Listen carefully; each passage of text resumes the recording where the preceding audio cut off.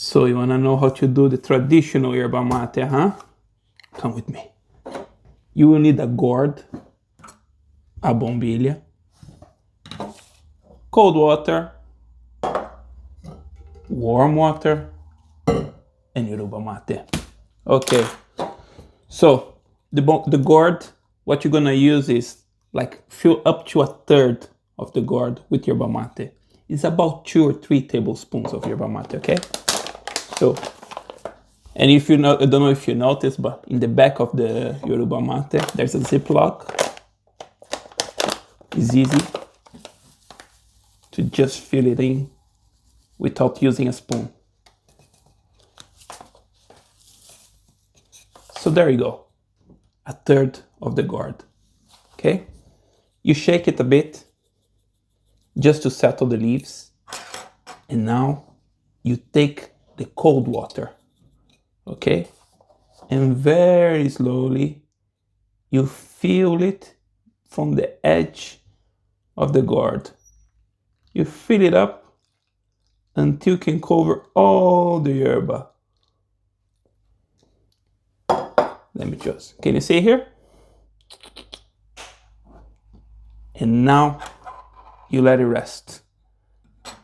And let me show you here.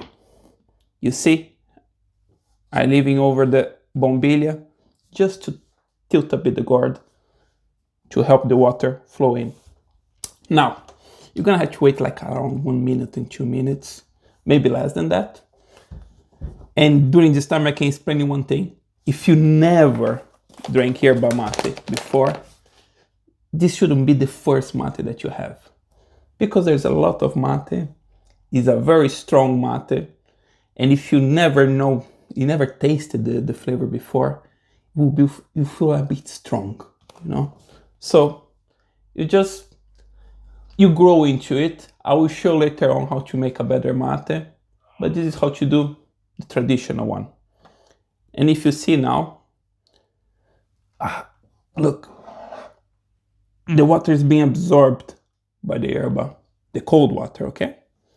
You take the bombilha, you insert the bombilha down, and you lift it a bit up. So it's wedged under the mate. Now, you don't touch it. You leave it as it is. You don't shake it like it's a milkshake. The bombilha stays put until you finish your mate, okay? And now comes the warm water. You fill it up with warm water.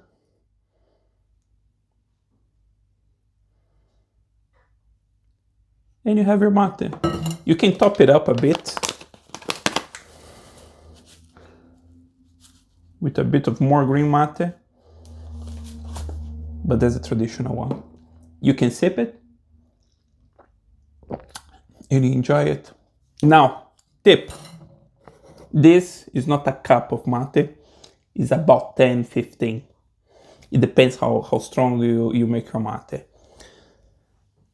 If you make one of these, or you're sharing with other people, or you're drinking one the whole day, and when you're finishing one,